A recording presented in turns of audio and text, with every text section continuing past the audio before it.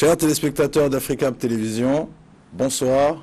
Bienvenue dans cette nouvelle émission Parlons droit. Nous avons ce soir le plaisir, le privilège et l'honneur de nous entretenir avec un magistrat de grade exceptionnel qui est M. Traoré Mangal. M. Traoré, bonsoir. Bonsoir. Bienvenue et merci d'avoir accepté l'invitation. Merci. Ce soir, nous allons parler de procédure pénale et de la procédure pénale spécifiquement au Mali.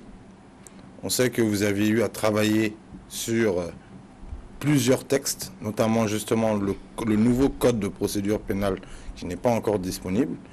Et vous êtes, au-delà de ça, un conseiller, un consultant. Vous avez été team leader pour des organisations des Nations Unies, qu'on ne va pas citer pour ne pas faire de publicité. Vous avez également un certificat de l'Institut national de formation judiciaire. Et puis, vous avez d'autres certificats, notamment un certificat sur la justice militaire que vous avez eu aux États-Unis. Vous avez un certificat sur la lutte contre le terrorisme également. Vous avez aussi été conseiller au niveau de certaines instances étatiques. Et vous avez aussi été à la direction juridique de l'ouvrage « Sans fiche juridique, la justice expliquée aux Maliens ». Entre autres choses, parce que le CV est très riche, vraiment de manière très synthétique. Donc, est-ce que dans un premier temps, vous pouvez nous expliquer qu'est-ce que c'est que la procédure, c'est-à-dire qu'est-ce que c'est qu'une procédure, et qu'est-ce que c'est que le pénal, et qu'est-ce que donc la procédure pénale? Ça fait... Bonsoir, hein? Bonsoir. Bonsoir. Ça fait un peu trop de questions. On va essayer de bien organiser, mais je voudrais au préalable vous remercier encore une fois de plus Africab pour l'invitation qui est adressée à ma modeste personne et également saluer tous vos téléspectateurs. Et en profiter aussi pour apporter une clarification, quoi. En fait, je suis team leader présentement d'un projet du gouvernement américain. Qui s'appelle Mali Justice Project, et financé par l'USAID. Ce n'est pas du système des Nations Unies, c'est de l'USAID, du gouvernement américain. Et team leader sur la question du renforcement des capacités institutionnelles du ministère de la Justice. Ceci dit, qu'est-ce qu'une procédure? Qu'est-ce que le pénal? Qu'appelle-t-on procédure pénale? Une procédure, c'est pour indiquer la marche à suivre. Lorsqu'une infraction est commise, en fonction des circonstances de commission de l'infraction, la procédure indique comment est-ce que les éléments de preuve sont rassemblés et comment l'enquête doit se dérouler, à quelle autorité l'enquête est confiée, et une fois l'enquête terminée, quelle est l'autorité au niveau de la justice qui est habilitée à recevoir le procès verbal qui a été établi dans ce sens-là. Et si les faits sont simples, comment doit-on procéder éventuellement pour programmer un jugement de l'affaire? Je prends un cas de vol simple. Et si les faits sont complexes, dans le cas où on est en matière, par exemple, de blanchiment des capitaux ou de terrorisme, il va falloir certainement demander à un juge d'instruction d'approfondir les éléments rassemblés au niveau de l'enquête préliminaire. Donc, tout ceci est jusqu'au jugement de l'affaire. Donc, de façon résumée, schématique, c'est ce qu'on appelle la procédure pénale. Donc, c'est des règles qui permettent en quelque sorte de mettre en musique tout ce qui concerne le droit pénal. Le droit pénal et le code pénal qui est un catalogue qui fixe ce qui est interdit et ce qui est puni dans un État à un moment déterminé.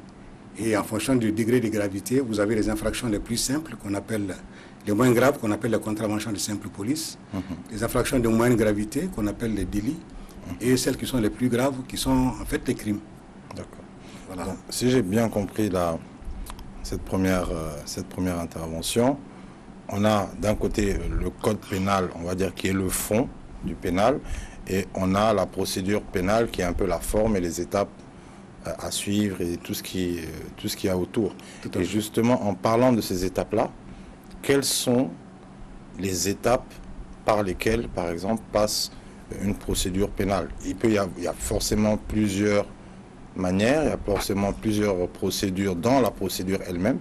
Mais si vous pouvez nous donner peut-être un ou deux cas, en nous parlant par exemple de l'enquête préliminaire, peut-être de l'enquête de flagrance, du juge d'instruction, de son rôle, du secret de l'instruction dont on nous parle aussi souvent, qu'on entend, mais tout ça ensemble parce que c'est lié, nous expliquer comment on met en mouvement l'action publique.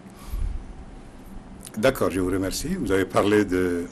Une fois les faits, j'avais peut-être commencé en expliquant de façon résumée, mais de façon précise, lorsqu'une infraction est commise, il se peut que ce soit un cas de flagrant délit, ou bien, ou bien en matière criminelle, on peut être dans un cas de flagrance, d'accord?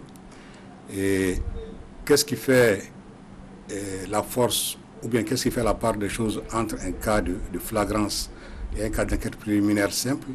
C'est qu'en matière de flagrance, l'autorité que la loi investit pour réunir les éléments de preuve a des pouvoirs beaucoup plus coercitifs, beaucoup plus forts, beaucoup plus coercitifs. En ce sens que l'officier de police judiciaire, pour le citer, peut non seulement interdire aux personnes présentes sur place de s'éloigner s'il y a des soupçons qui pèsent sur ces personnes-là, à la limite pour procéder à des vérifications d'identité.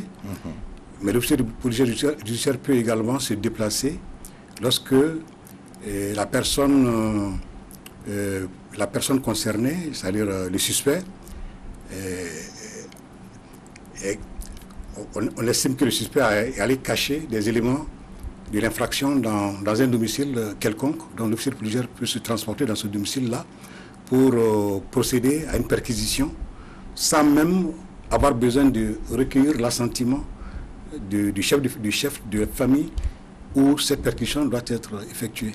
Donc c'est ça la différence fondamentale entre ce qu'on appelle une enquête de flagrance, une enquête préliminaire, parce que dans le cas de l'enquête préliminaire, où les faits se sont déroulés il y a très longtemps, mais sur la base des dénonciations et des soupçons qui pèsent sur le suspect, et lorsque l'officier de police judiciaire se déplace, il est obligé de requérir l'assentiment de la personne chez laquelle il doit procéder à ce genre d'opération, de perquisition, de saisie de documents et de papiers. D'accord. Et sur ce premier point, vous allez continuer peut-être sur le reste de la question qui était un peu longue, mais sur ce premier point déjà, ça veut dire que si je comprends bien encore une fois, l'enquête préliminaire a besoin d'un écrit par exemple, ou d'un assentiment en tout cas de l'accord de la personne, mais dans le cadre de l'enquête de flagrance, il n'y a pas besoin d'accord, l'OPJ peut directement perquisitionner en cas de flagrance. Tout à fait. D'accord. Maintenant, peut-être dans le même ordre d'idée aussi, quand on parle de flagrance, c'est quoi exactement par rapport à la commission de l'infraction, par rapport au délai? C'est quoi? La flagrance, c'est défini par le Code de procédure pénale. On le dit, c'est un fait qui se commet actuellement. Par exemple, le PJ a informé qu'il y a des individus qui sont en train de cambrioler une boutique dans tel quartier. Ils débarquent sur les lieux, donc c'est le fait en train de se commettre actuellement. Et il n'est pas encore terminé. Ça, c'est un cas précis de flagrance. Un autre cas de flagrance, c'est lorsque un fait vient de se commettre. Donc les malfaiteurs ont eu le temps d'opérer et sont déjà partis. D'accord? Ça aussi, c'est un second cas de flagrance. Et un troisième cas de flagrance, c'est lorsque, comme la loi le dit, c'est lorsque la personne qui est soupçonnée d'avoir commis l'infraction est poursuivie soit par la clameur publique, comme on le voit souvent dans nos rues. On le dit en Bambara et Zombe, ça c'est un cas précis.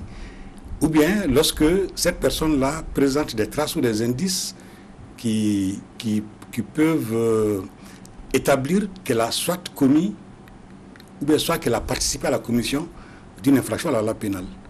Encore une fois de plus, j'ai pris le cas le plus simple, c'est le cas de vol.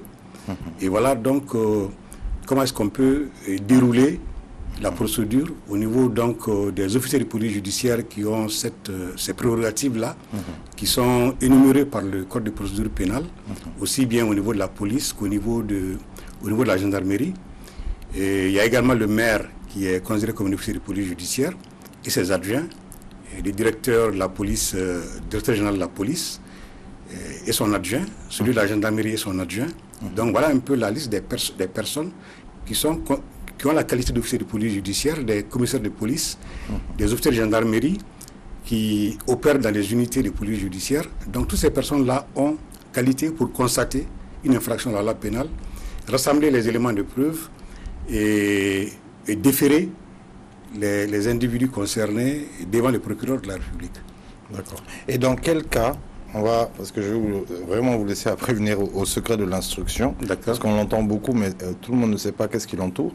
Mais dans quel cas, par exemple, le procureur peut, le juge peut faire ce qu'on appelle un PV de parquet, c'est-à-dire faire peut-être un procès verbal lui-même directement, sans avoir à envoyer les personnes en question devant un officier, par exemple, de police judiciaire. Bon, notre code actuel n'a pas précisé ce genre de cas. C'est le PV de parquet est prévu. Le procureur qui a des pouvoirs de police judiciaire, le procureur de la République qui a des pouvoirs de police judiciaire peut lui-même faire un procès verbal de parquet, c'est possible. Mais la loi n'a pas dit que... N'a pas précisé dans quel cas il peut et dans quel cas il ne peut pas. C'est pas, à mon avis, précisé. Lorsqu'il reçoit le PV, il peut soit, comme je l'ai dit, saisir un juge d'instruction, lorsque les faits sont assez complexes. Et il peut décider au regard de la nature des faits et de leur simplicité, par exemple, qu'il n'est pas nécessaire de saisir un juge d'instruction, donc de programmer directement le jugement de l'infraction. Qui programme soit par voie de citation directe, soit par voie de comparution immédiate. Ça aussi, c'est une autre technique qui permet d'aboutir au jugement de l'infraction, soit par voie de flagrant délit.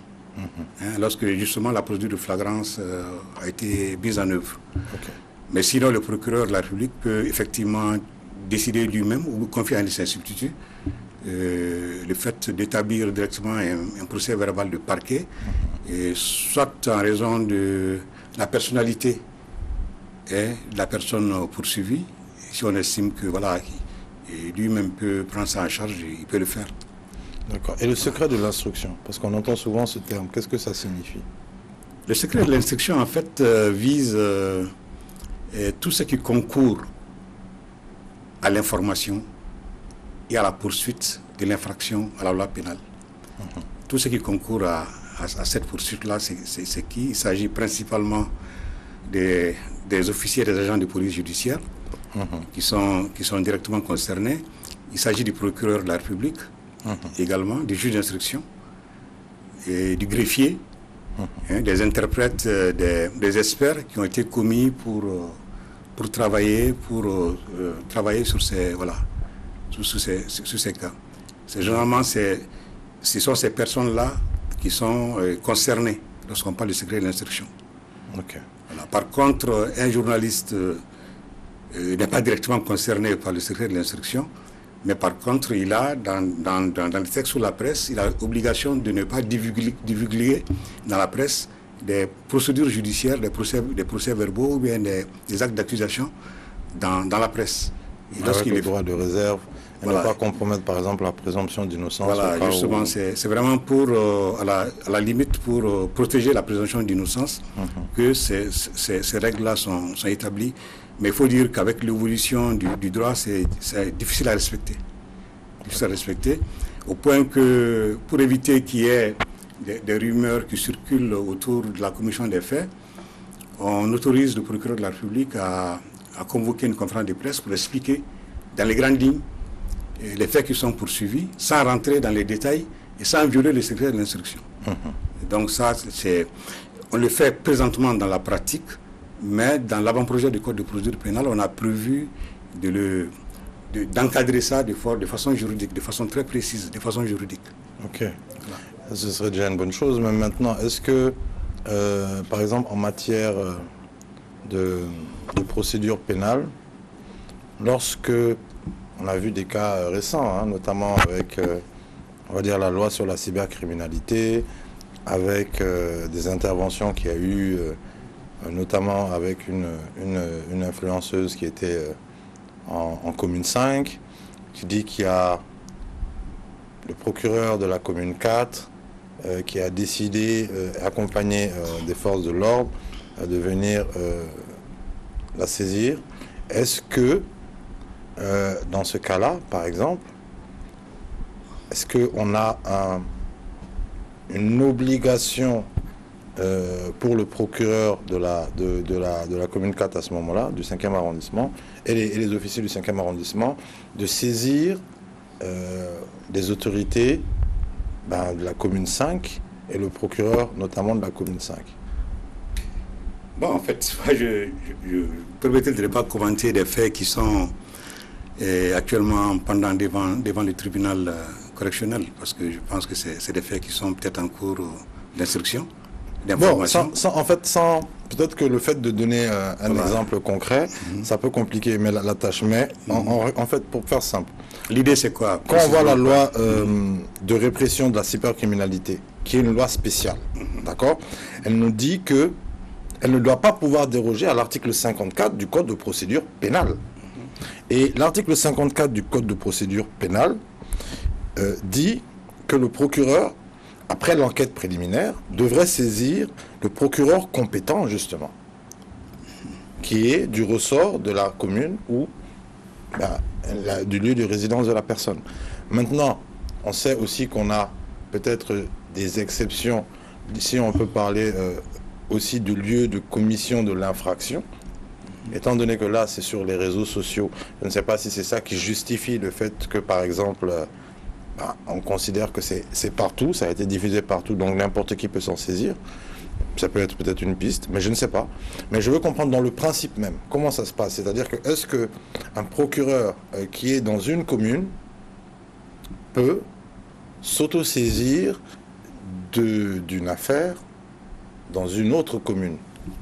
Ou ça dépend des cas? Est-ce qu'il y a des exceptions? Quelle est la règle? Quel est le principe? En fait, les procureurs, d'une manière générale, ils ont une compétence territoriale, quoi. Les choses sont claires sur ces questions-là. C'est-à-dire un procureur d'une commune, normalement, est compétent dans le ressort territorial de sa commune. Tout comme au niveau des chefs-lieux de région, dans les villes et autres. D'accord? Mais par contre, il y a des matières qui sont spécifiques et pour lesquelles la loi donne compétence à un parquet. Qui devient en quelque sorte un parquet national. Il y a le cas précis des infractions économiques et financières qui relèvent du parquet de la commune 3, du pôle économique et financier de la commune 3. Il y a les infractions du terrorisme, de criminalité transnationale qui relèvent du parquet de la commune 6. D'accord? Voilà, sur les faits, je constate que toutes les affaires de cybercriminalité sont généralement traitées au niveau du parquet de la commune 4. C'est un constat que je fais. Voilà. Mais comme je l'ai dit, si j'ai d'affaires pendantes devant des juridictions, je souhaite ne pas commenter. Voilà. Mais est-ce que, par exemple, dans le cadre du Code de procédure pénale et au-delà, dans la pratique, il est prévu des innovations, et si oui, lesquelles? Et est-ce qu'il est prévu, par exemple, effectivement, de consacrer comme ça se fait par exemple pour le pôle économique, en matière de cybercriminalité, un pôle carrément en commune 4, comme ça règle le problème. Vous avez parlé d'innovation, vous me permettrez quand même de faire une petite digression pour expliquer.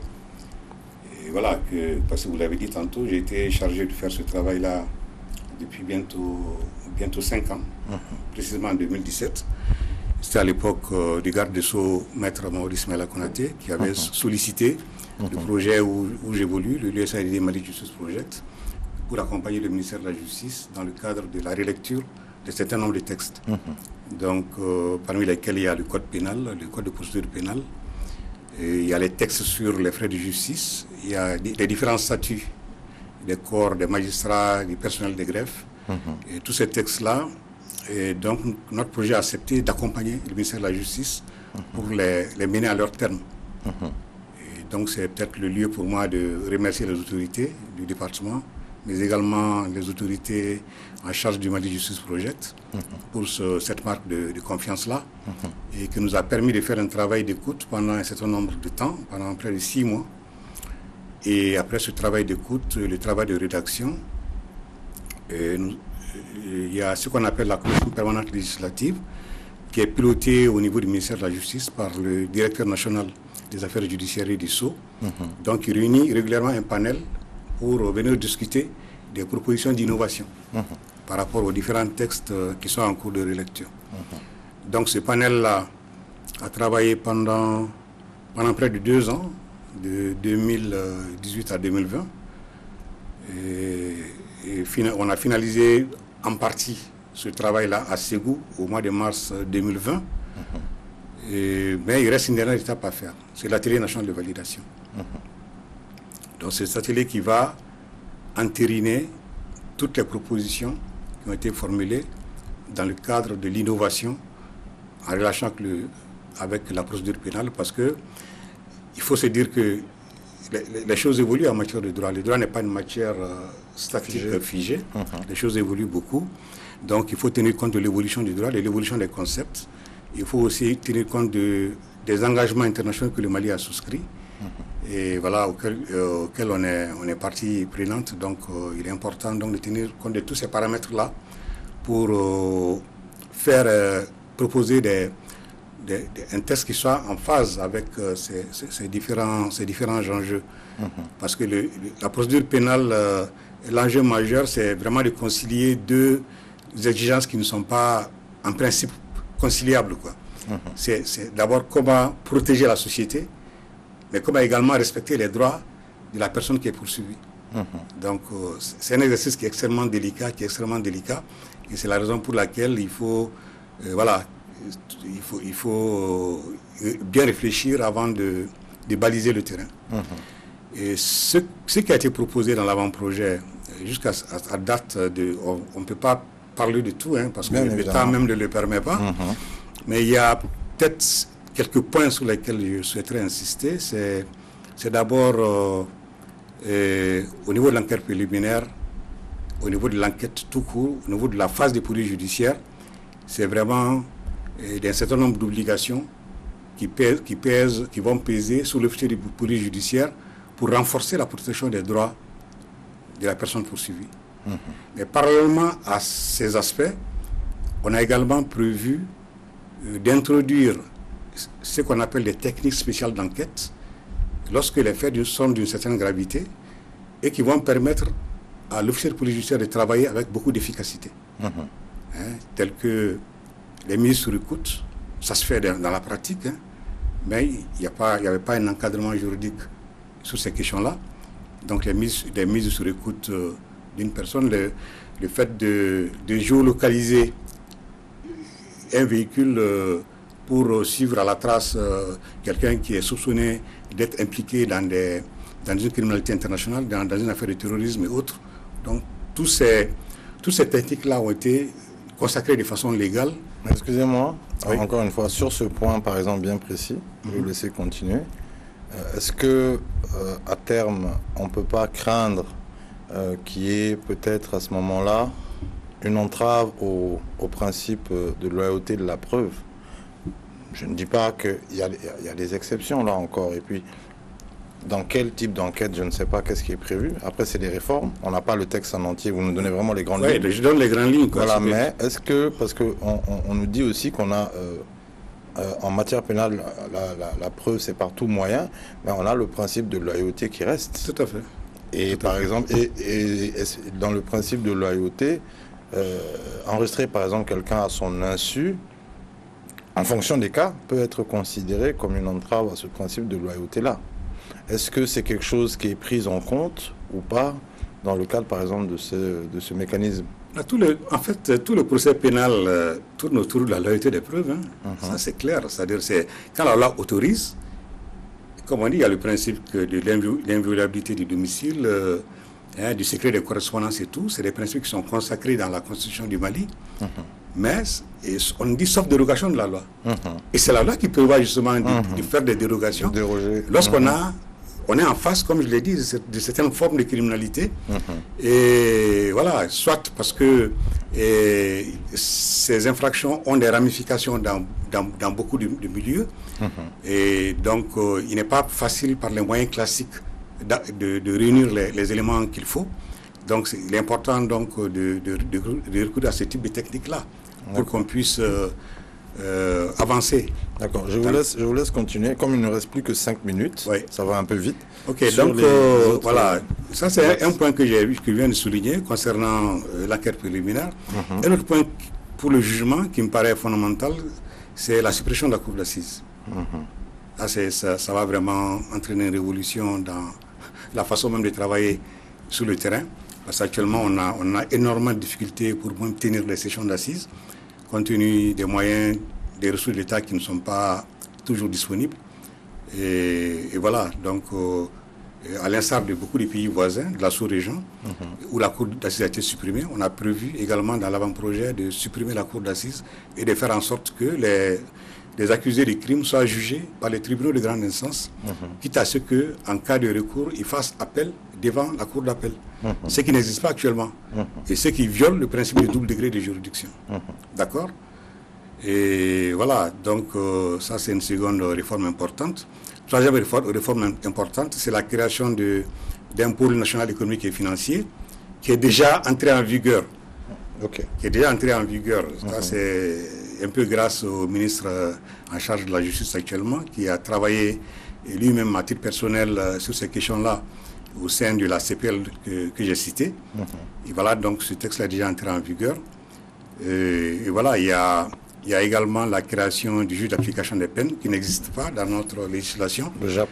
Voilà, pour permettre de préparer la réinsertion des individus condamnés. Et voilà, donc comme je l'ai dit, il y a beaucoup de réformes qui ont été proposées dans le texte, mais tout ceci sera discuté, validé lors des nationales nationales. Et à la suite de cet atelier-là, on saura exactement vers quoi est-ce qu'on va s'orienter. Et pour répondre à la question que vous avez effectivement posée, et il sera peut-être certainement question, compte tenu de la sensibilité liée aux questions de cybercriminalité, de désigner un parquet qui sera désormais en charge de ces questions-là, quoi. Certainement. C'est pas exclu. Ok. Maintenant, sur une question qui va être presque une question de conclusion, après on va vraiment aller sur une ou deux petites questions. Est-ce que les commis d'office au Mali, c'est quelque chose qui fonctionne? Parce que c'est prévu, mais est-ce que ça fonctionne? Est-ce qu'on en a en quantité suffisante? Est-ce qu'on en voit? Et ensuite, même si ça, ce n'est pas forcément le rôle de la procédure pénale, en parlant de l'absence de juridiction dans certaines zones, ça relève peut-être plus de l'État lui-même.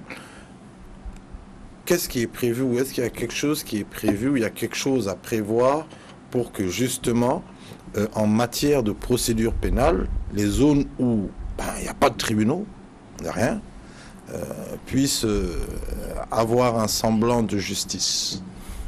Un semblant de justice. Avoir de la justice tout court, je préfère ça plutôt que de parler de semblant de justice. Et les commis d'office, ça fonctionne, à ma connaissance. Ça fonctionne très bien. Il y avait des problèmes au début, disons, parce que c'est lié aux infractions les plus graves, les crimes qui doivent passer devant la cour d'assises. On a estimé que c'était bien que chaque accusé soit bénéficie de l'assistance d'un conseil, d'un avocat. Et voilà, donc il y a la pratique des commis d'office. Ça permet aux jeunes avocats de se former, de se forger au niveau de la profession. Donc moi je pense que c'est une bonne chose. Effectivement, il y a des choses aussi à revoir là-dessus. Et c'est la raison pour laquelle je voudrais encore revenir sur ce que nous faisons au niveau de notre projet Mali Justice. Nous avons récemment travaillé sur la loi sur l'assistance judiciaire qui réfléchit un peu sur les mécanismes alternatifs de financement pour permettre justement de régler ce genre d'interrogation que vous venez de soulever concernant justement les commis d'office dans les procès. Et cette loi qui va permettre à tous les accusés et même à certains inculpés de bénéficier, lorsqu'ils n'ont pas les moyens, du soutien d'un avocat. Et l'absence de juridiction? L'absence de juridiction, bon, c'est un constat qui est essentiellement, qui découle des questions liées au problème de sécurité que notre pays connaît actuellement. Et voilà, aussi bien dans certaines zones, je sais qu'au niveau, par exemple, de la cour d'appel de Mopti, il y a des juridictions qui sont délocalisées. Au niveau de la cour d'appel, il y a certains tribunaux qui sont délocalisés là-bas et les juges sont sur place, ils sont en relation avec les OPJ sur le terrain et ils reçoivent régulièrement des procès-verbaux pour pouvoir gérer comme ce genre de questions. On a dépassé le temps. Je pense qu'il faudra qu'on prévoit un autre entretien sur un sujet ou connexe ou un peu différent pour pouvoir rentrer un peu plus en profondeur. Parce que le format de l'émission est assez court. Est-ce que vous pouvez nous donner juste une citation ou une maxime qui vous marque ou qui vous a marqué et puis faire un vœu pour le Mali, l'Afrique, voire pour le monde? On va conclure sur ça. Citation qui m'a marqué, je pense qu'il y en a beaucoup. Ça dépend du contexte, quoi. Je dirais, dans le contexte actuel dont nous discutons sur la question de justice, il y a une citation que je trouve très savoureuse, c'est tirée des fables de La Fontaine, qui date d'à peu près 4 siècles, qui dit que du magistrat ignorant, c'est la robe qu'on salue. Donc voilà, c'est une invite, comme je l'ai dit, c'est une citation qui date de 4 siècles, mais qui pour moi est toujours d'actualité. C'est une invite à tous les praticiens du droit, au-delà des magistrats, à se remettre en cause perpétuellement. Parce que le droit évolue, comme je l'ai dit. Il y a des concepts qui n'étaient pas bien maîtrisés il y a une vingtaine d'années, il y a une dizaine d'années, mais qui aujourd'hui sont au cœur du procès pénal, tels que la protection des victimes et des témoins. Formuler des vœux pour mon pays, en tant que Malien, comme je l'ai dit, je souhaite, je suis personnellement interpellé par la situation que notre pays traverse et je pense que tous les fils du pays doivent se donner la main pour qu'on puisse ensemble sortir de cette situation-là. Ça, c'est un cri du cœur personnel, à titre personnel. Et vœux pour l'Afrique, je parlerai beaucoup plus aux jeunes Africains. Parce que j'estime qu'ils ont la mission sacrée de réaliser les vœux des pères fondateurs pour qu'on sorte de ces micro-États, de ces frontières qui sont pour moi artificielles, quoi. Voilà un peu ce que je voulais dire en termes de vœux. D'accord. On vous remercie encore une fois pour votre disponibilité. On aura certainement l'occasion de s'entretenir à nouveau sur un thème, encore une fois, ou connexe ou différent. Entre-temps, on va donner rendez-vous à nos téléspectateurs dimanche prochain sur la même chaîne et donc à la même heure. Merci encore une fois d'être présent. C'est à moi de vous remercier. Merci.